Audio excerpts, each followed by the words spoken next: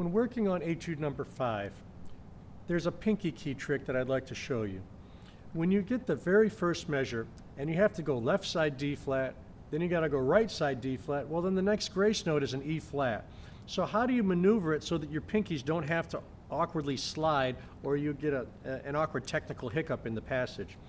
One bit of advice is to take that D flat, the upper one that's on the 4th line, and imagine that as if it's two 16th notes where tied together, where the first 16th note will be played with the right side pinky, and then you shift over to the left side pinky, enabling clear access to that E flat key.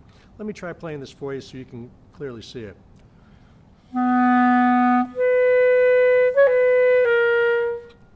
Did you see how I went right, left? So at first, maybe practicing it by articulating. Maybe that can help you, but that little trick with the pinkies can help you play through that passage a little bit smoother. I also want to explain, speaking of smoother fingerings, there's a trill fingering from A flat to B flat. It can tend to be a rather clunky passage if you play it in the traditional sense, where it goes like this. You may not know, but there's a fake trill fingering, I shouldn't say fake, but a trill fingering that enables you to do this a lot smoother, where you go A flat, and then all you do is just pick up your first finger. In this particular etude, it measures 2 and it measures 8. It can help you play through those passages a little bit smoother.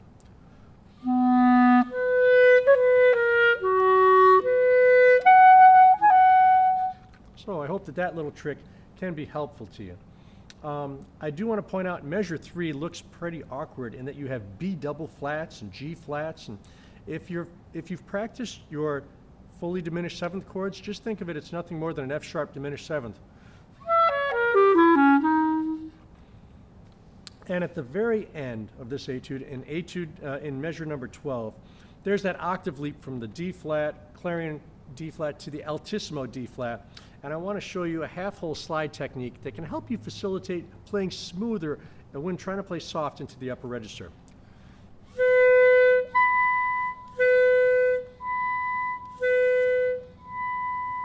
If you just pop your first finger off, you run the risk of the note coming off a little bit more aggressive. So when you pop the first finger, it can tend to have a little more punch as opposed to just half-hole sliding it.